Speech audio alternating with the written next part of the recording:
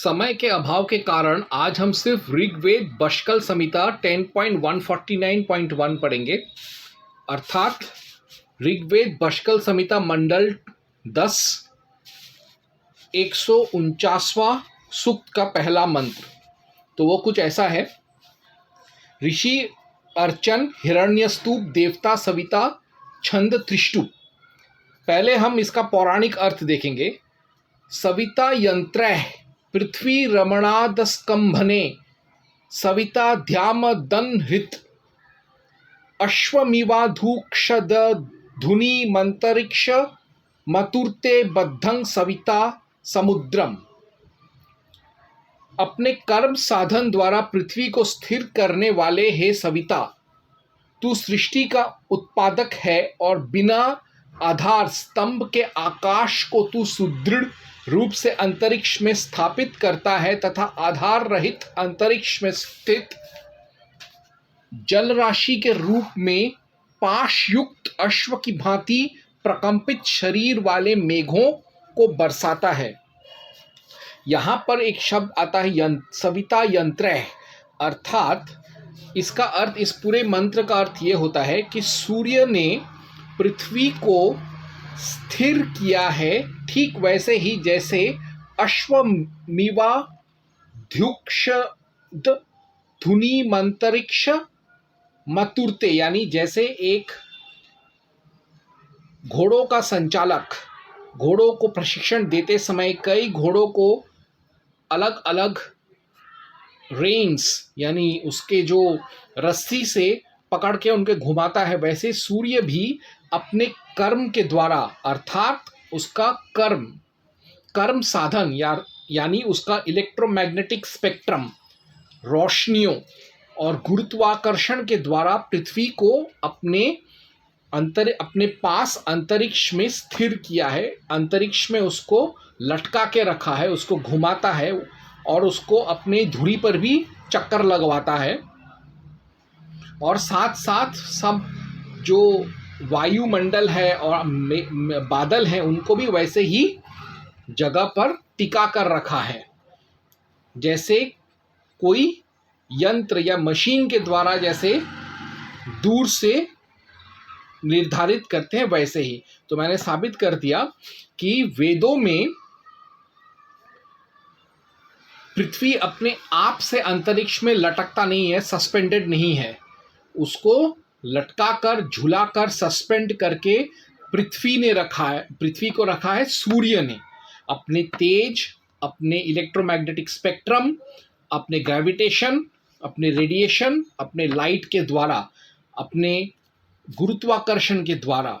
इसीलिए कहा गया है सविता यंत्रैः, यानी सविता ने यंत्र की तरह, एक घुड़चालक की तरह पृथ्वी को लटकाकर अपने नियंत्रण में रखा है। इसको अब हम, इसी मंत्र को हम आर्य समाज और पौराणिकों का अनुवाद भी देखेंगे। जो लोग इसी मंत्र को स्वरों के साथ पढ़ते हैं, तब हमको इसका अर्थ, इसका आंतरिक वैज्ञानिक अर्थ और भी अच्छे से समझ में आएगा। ओम हनुमते नमः। अब उसी मंत्र को हम उसका अंदरूनी वैज्ञानिक अर्थ देखेंगे। उसके लिए मैं आर्य समाज द्वारा प्रचलित ऋग्वेद पढ़ रहा हूँ। उसमें आप देख सकते हैं यहाँ पे स्वरों के मात्राएं दिए हुए हैं। तो हम अर्थ देखते हैं।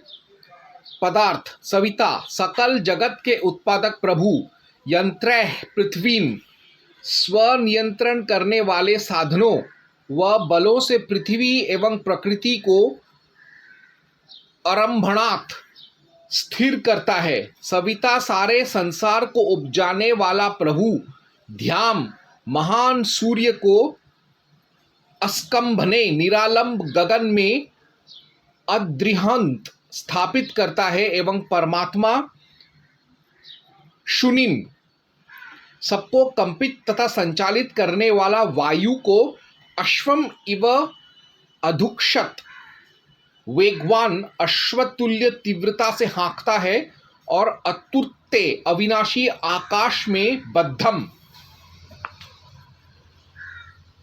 बंधे अंतरिक्षम मध्य से खोखले समुद्रम विभिन्न रस प्रवाहक मेघ को भी अधुक्षक विद्युत इत्यादि से प्रकाशित करता है, प्रकंपित करता है। भावार्थ, परमात्मा ही सारी सृष्टि का उत्पन्न करने वाला है, वही प्रकृति को अपनी शक्ति व साधनों से स्थिर करता है। उसे ने निरालंब गगन में सूर्य को स्थापित किया हुआ है, वही वायु को चलाता है तथा उस पर नियंत्रण रखता है, वही मेघ को भी विद्युत आदि से दीप्त व प्रकंपित करता है। अर्थात यहाँ पर सूर्य को कहा गया है सविता, जो कि प्रभु का प्रतिरूप है, और वह जैसे पृथ्वी को जैसे उसने अपने साथ जोड़ के रखा है, जैसे किसी यंत्र किसी दूसरे यंत्र को जोड़ कर रखता है, कल पुर्जों को जोड़ कर रखता है, या यंत्र में जैसे कई कल पुर्जे जुड़े हुए रहते हैं, वैसे ही सूर्य ने पृथ्वी को अपने साथ जोड़ कर रखा है अपने आकर्षण शक्ति से। और ना सिर्फ सूर्य, बल्कि सूर्य अपने आप पर दूसरे ग्रहों पर, दूसरे तारों पर, दूसरे नक्षत्रों पर, तारा मंडलों पर, पृथ्वी के वायुमंडल पर, पृथ्वी में स्थित जो मेघ हैं, बादल हैं, उन सब को उसने ऐसे बांधकर उनको ऐसे चलाता है जैसे कि अश्वम इव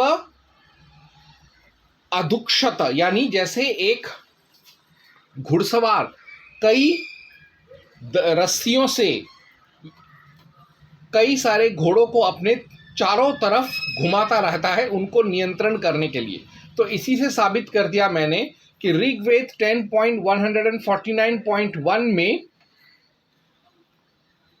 यह बताया गया है कि पृथ्वी और दूसरे सारे ग्रह, नक्षत्र, तारा वह कैसे अंतरिक्ष में लटके हुए हैं, झूले हुए हैं। वह कारण है सूर्य का गुरुत्वाकर्षण, सूर्य का चुंबक विद्युतीय तरंगे, सूर्य का प्रकाश। इसी वजह से वो लोग सब अपनी जगह स्थिर हैं। ओम हनुमते नमः। और यह बात बाइबल कुरान में बिल्कुल नहीं है। ओम हनुमते नमः।